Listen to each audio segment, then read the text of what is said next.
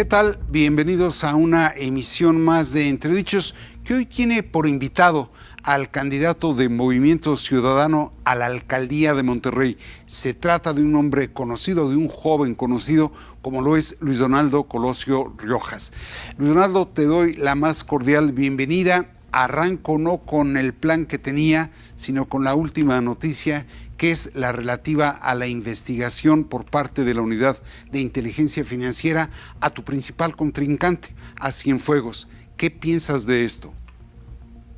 Bueno, a ver, tendremos que ser respetuosos a lo que la autoridad investigadora determine, pero pues bueno, tenemos ya muchísimos antecedentes y notas periodísticas de los hechos de corrupción de este individuo ya desde hace mucho tiempo, desde que formaba parte del gabinete del exgobernador Rodrigo Medina como director de comunicación, que forman parte de un mismo grupo político y pues, sabemos perfectamente bien sus nexos y relación. Pues esperemos que se actúe conforme a derecho y que se llegue hasta las consecuencias que se tengan que llegar. Ahora, a 54 días de la elección, ¿te da puntos de ventaja esta situación? ¿Así lo ves? No lo veo como una ventaja hacia mi persona, más bien es un hecho que afecta directa y que de hecho tiene que ver directamente con esta persona. Él sí es el que tiene que salir a aclarar la situación, dar su punto de vista y también respetar lo que determine la propia autoridad investigadora. Es la gente la que merece saber quién es esta persona y qué ha hecho con respecto a esos asuntos. Muy bien. Bueno, pues hace 3 años tuve la oportunidad de entrevistarlo, Luis Donaldo, y en aquella ocasión usted me decía que la política le provocaba sentimientos encontrados. Sin embargo, ahora veo a un joven resuelto a hacer política, a escalar posiciones de poder. ¿Ante quién estoy, Luis Donaldo, 3 años después?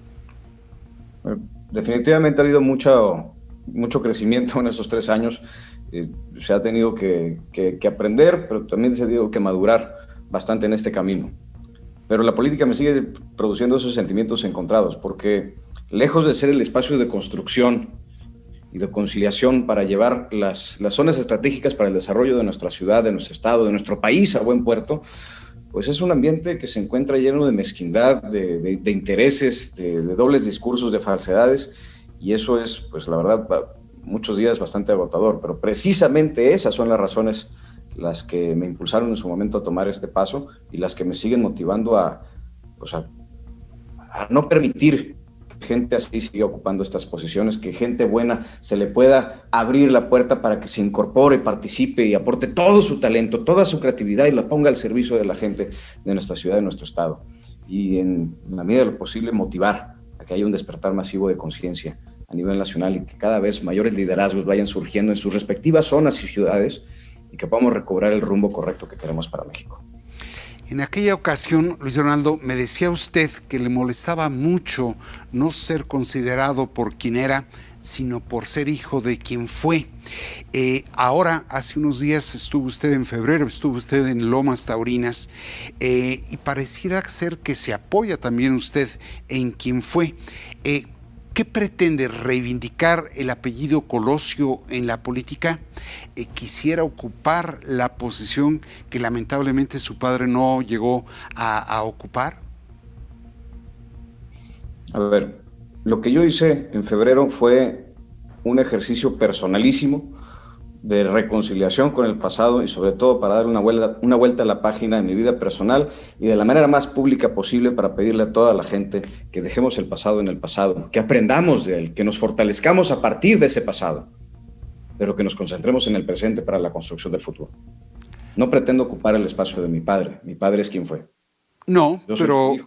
Yo precisamente también tengo un hijo propio que espero que sea su propia persona y que busque su propio camino. Yo no estoy echando mano de mi padre, así me llamo, es mi historia. Y eso es algo que lo tomo con muchísimo respeto, también con mucho orgullo, y no es una herramienta para mí. Es mi propia historia, es mi nombre, es mi experiencia. Pero así como también es mi experiencia, me sirve de referente para decir que esa experiencia no dista tampoco mucho de lo que viven muchísimas familias a lo largo y ancho de toda la República Mexicana. Que diariamente se cometen injusticias que quedan en impunidad y que la gran diferencia entre nosotros es que lo mío tuvo muchísima más publicidad. ¿Cuánta gente no se queda con sus tragedias en el olvido? Con la impunidad y la injusticia en su amargo sabor de boca. Eso es precisamente lo que no estoy dispuesto a tolerar. Ahora, Luis Donaldo, ¿sería legítimo, políticamente hablando, pretender ocupar esa posición que Luis Donaldo Colosio Murrieta no pudo ocupar? ¿Le llama a usted la presidencia de la República? En este momento no es mi intención, no es el fin ulterior, no puede ser llegar a una posición. Precisamente lo que me tiene aquí en este camino y en este momento es el camino que se abre frente a mí y en el que se me está mostrando cuáles son las áreas de oportunidad que yo directamente puedo entrar a transformar por el beneficio de mi gente. Y en este momento se me da la oportunidad, tenemos la posibilidad y nos concentraremos al 100% en levantar a nuestra gente aquí en la ciudad de Monterrey. Ese es el propósito, la transformación social, la prosperidad de toda mi gente, de mi comunidad, y dependiendo de dónde se me permita y el espacio que se abra, pues para allá iremos de crecer o transitar, pero no podemos estar concentrados en lo que debe de venir porque nos distrae de lo que tenemos que hacer el día de hoy. Entonces, el propósito no puede ser llegar a la presidencia de la República, el propósito tiene que ser hacer un buen trabajo en el papel que nos corresponde el día de hoy. Ahora, Luis Donaldo, lo veo ahora con un discurso político mucho más elaborado, lo veo incluso con técnicas de propaganda cercanas a la mercadotecnia y con un equipo de campaña más profesional y plural. ¿Puedo concluir que la política ya es su vocación y destino? El servicio público lo es. La política es parte de los elementos que se tienen que hacer para poder acceder a las posiciones que nos permite trabajar por el beneficio de la gente. La política debe de ser esa herramienta, como dije, para la construcción de los acuerdos necesarios para generar las condiciones suficientes para el desarrollo. Y lamentablemente la política actualmente no es eso, es un ambiente de politiquería, de intereses, de acuerdos oscuros por debajo de la mesa, de negociaciones impías y de pactos con grupos de interés, y eso es precisamente lo que ha pervertido el desarrollo de esta nación. ¿Quién escribe sus discursos, Luis Donaldo? ¿Usted? Tenemos un equipo de asesores, pero en gran medida yo meto siempre mano en todo lo que digo. Ya. Ahora, vi que el domingo pasado, 13 de abril, estrenó usted en YouTube el primero de 9 capítulos de la miniserie El Legado, que es su biografía. Usted me lo acaba de decir. Ahí se define usted como producto de toda su historia. ¿No es prematuro a los 35 años hablar ya de su historia y biografía? Este proyecto fue una idea y es una producción de nuestro equipo de comunicación al interior de la campaña. Accedí, les di pues, absoluta libertad creativa. Y la idea detrás de este proyecto viene de una solicitud que constantemente se nos hace de parte de la gente. Porque mi vida pública inició hace apenas 3 años y medio. Sí. A lo largo de estos últimos 27 años siempre procuré vivir una vida discreta y alejada de los reflectores. Pues por discreción, también por privacidad y por respeto también a mi historia, a mis circunstancias. Pero pues la gente también quiere saber y merece saber realmente quién es la persona, no nada más el candidato, no nada más la propuesta de trabajo, y es un ejercicio de apertura y de acercamiento con la gente para poder conocernos bien. ¿Por qué el título? ¿Por qué El Legado? Es un título que eligió nuestro equipo de producción de comunicación. Es una libertad creativa, pero pues sí tiene que ver con la responsabilidad generacional, no solamente de mi persona, sino en general que todos heredamos de las generaciones salientes y que tenemos el deber de llevar a buen puerto por el bien de las generaciones entrantes. Ahora, veo en el emblema de su campaña su figura a contraluz levantando el brazo izquierdo hacia el horizonte. ¿Qué significa? ¿Qué quiere transmitir usted con eso? Rumbo, liderazgo, es guía, es planeación, es dirección. Es muchas veces lo que le ha hecho falta a la administración pública en nuestra ciudad, porque tenemos una administración desasiada, sin una planeación a largo plazo, sin una visión concreta sobre el proyecto de ciudad y de sociedad que queremos para nuestra capital, y sobre todo esa profesionalización en el servicio público que queremos ver.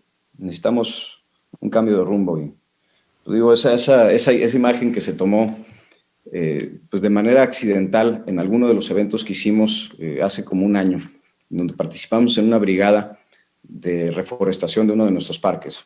Coincidió que otro grupo de otro partido estaba haciendo ahí ese mismo día, esa misma hora, una brigada similar.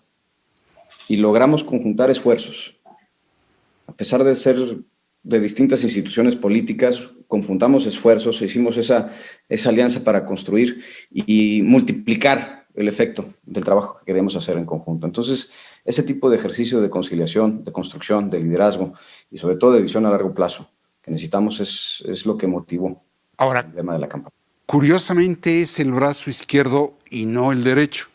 ¿Hay un significado ideológico en el hecho de que señale usted el horizonte con el brazo izquierdo? ¿Es usted un hombre de izquierda? No, eso no es el sentido que se le dio a la fotografía. En todo caso, sería un tema más bien que desde el corazón emana la dirección hacia el futuro que queremos, y sobre todo que el horizonte hacia el futuro, al menos en la cultura occidental, siempre se va hacia el lado izquierdo. ¿Y usted va hacia dónde? ¿Hacia el lado izquierdo o hacia el lado derecho? Yo voy hacia el lado humano. Necesitamos voltear a ver a la gente, conocer su realidad y trabajar a partir de ahí. Y dejar de tratar de imponer un sistema que es ajeno a la realidad de las personas. Eso ha sido lo que más resiente la gente. Gobernar no puede ser ya el mandar, el obligar, el imponer. Realmente el gobernar debe de ser la construcción, la unificación y la consolidación de un proyecto plural para el beneficio de las personas, pero sobre todo basándonos en la realidad que vivimos todos los días en la calle. Ahora, usted en su campaña para diputado hace 3 años, usted decía que la palabra política tiene ya una mancha desde que se le pronuncia y la profesión política tiene un desprestigio ciego, indistintamente de quien la ejerza. ¿Qué lo hace usted distinto al resto de los políticos? Lo que nos hace distintos a cada uno de nosotros son nuestras acciones. Es en cómo empeñamos la palabra y sí, sobre todo esa obligación de rendir cuentas, de dar la cara y de construir esa cercanía con la gente. Precisamente la palabra política tiene esa connotación negativa, producto de muchos gobiernos ausentes que generaron a su vez ciudadanía desentendida o incluso hasta apática de todos los temas públicos. Entonces, tenemos que entender que la reconstrucción de este puente de comunicación es vital para que nuestras instituciones cobren nuevamente una fortaleza. Ya tocó usted un punto que es eje constante en su discurso. Habla usted de la apatía ciudadana y emplea mucho la palabra despertar. ¿Ve usted un letargo ciudadano? Sí lo veo. Veo que durante muchísimos años, décadas incluso, a la gente de México se le tenía en el hacinamiento, en la desinformación o incluso en una desmoralizante subyugación política. Poco a poco, a medida que la información, la tecnología y sobre todo el sentimiento de injusticia fue creciendo al interior de la gente de México, poco a poco fuimos tomando conciencia y fue comenzando ese despertar masivo en toda la República Mexicana. Por cierto, 1994 fue un año parteaguas en el inconsciente colectivo nacional. Fue un parteaguas en el inconsciente colectivo nacional. Porque a partir de ahí empezamos a ver que la gente empezó a voltear a todos los temas públicos con otra mirada, con otros ojos, con otra realidad que sacudió a todo el país. Y no lo digo solamente por el hecho del 23 de marzo, sino en general ese año sirvió para darle una gran sacudida a este país. Y a partir de ahí, quizás muchísimo más lento de lo que debiésemos, pero poco a poco hemos ido cobrando conciencia colectiva de manera masiva y poco a poco hemos ido cobrando también espacios de participación política y de opinión entre la ciudadanía. Y las redes sociales, el internet y la comunicación masiva ha permitido que eso se fomente, crezca y la gente participe cada vez más y cada vez pueda estar pendiente de la información del servicio público, vigilante del ejercicio del gasto y del desempeño del servidor y sobre todo que poco a poco esa vigilancia y esa capacidad de estar al pendiente se vaya haciendo costumbre. Tenemos que avanzar hacia allá. Hoy ya tenemos los medios y poco a poco cada vez más personas se están interesando por los temas públicos, no necesariamente para participar activamente, pero para ya no desentenderse. Porque así como los gobiernos ya no se pueden desentender de la gente no debemos de seguirnos desentendiendo de nuestros gobiernos. En ese sentido, ¿no ve usted en estos días una suerte de regresión donde las posturas ciudadanas parecieran polarizarse y no hay un debate serio de fondo? ¿Advierte usted eso? ¿Ve una regresión? Hay muchos debates que se centran en esos detalles superficiales y no entran a un debate de altura, de gran profundidad, que analice todas las, digamos, las raíces de los problemas sociales, sobre todo desde esa óptica social, demográfica y política, cultural.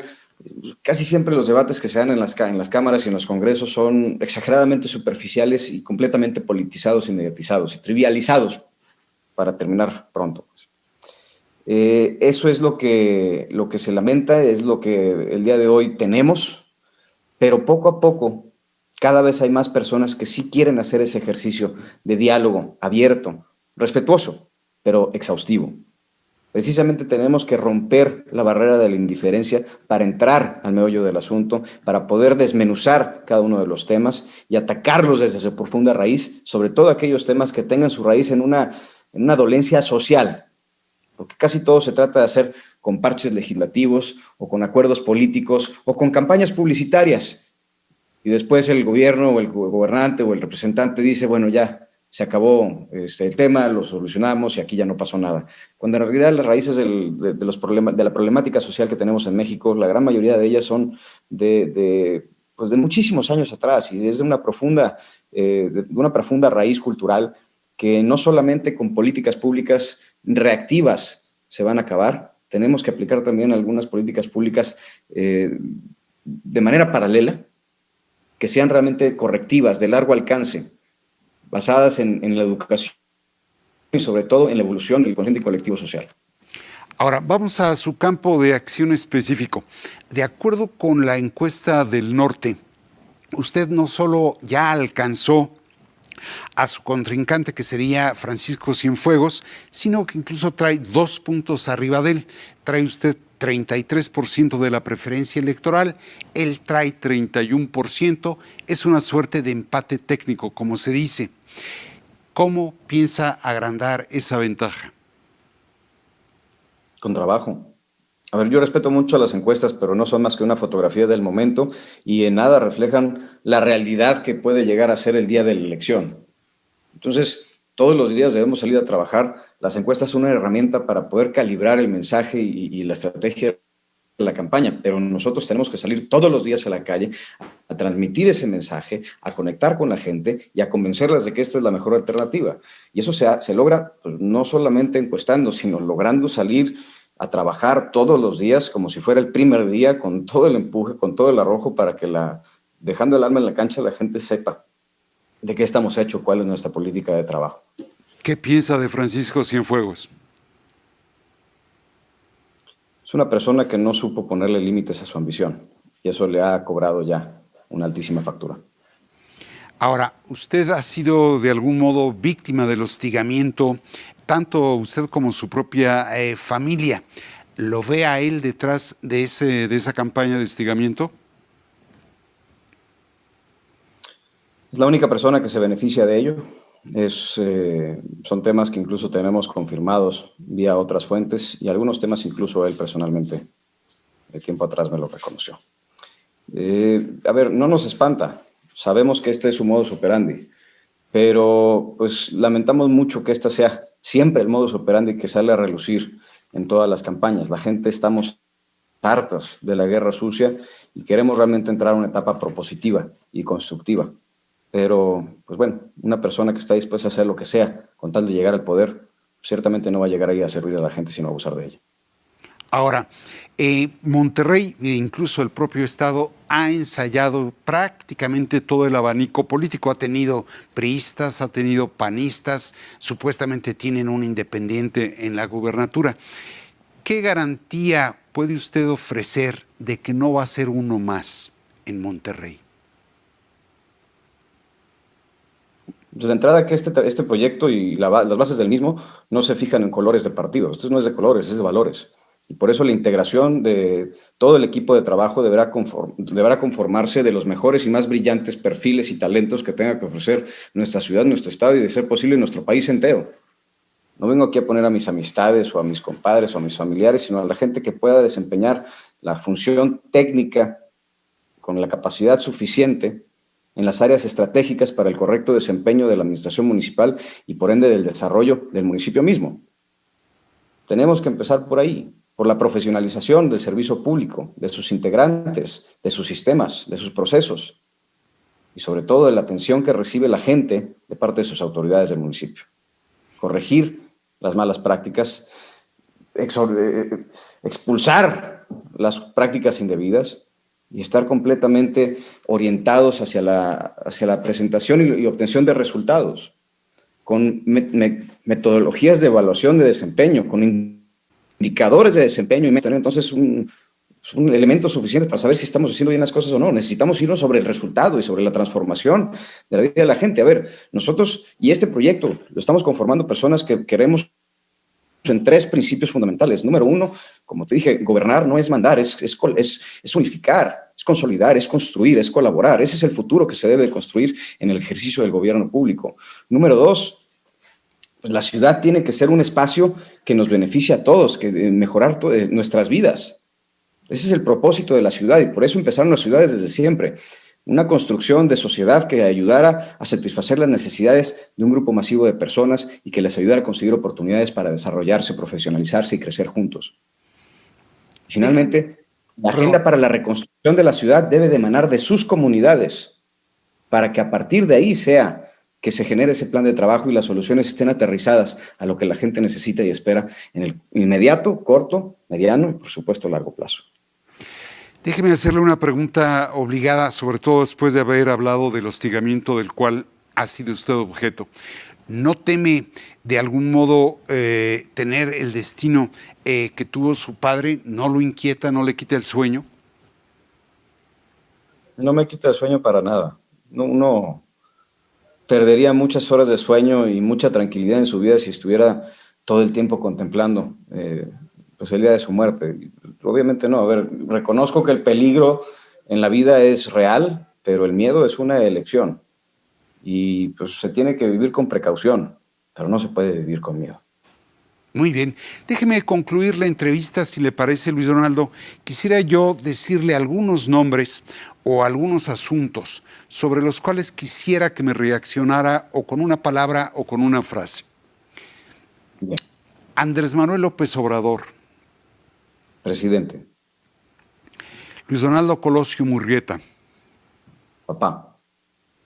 Primero los pobres. Eslogan. Clara Luz Fuentes. Candidata. Mafia en el poder. Tema de siempre. Adrián de la Garza. Candidato.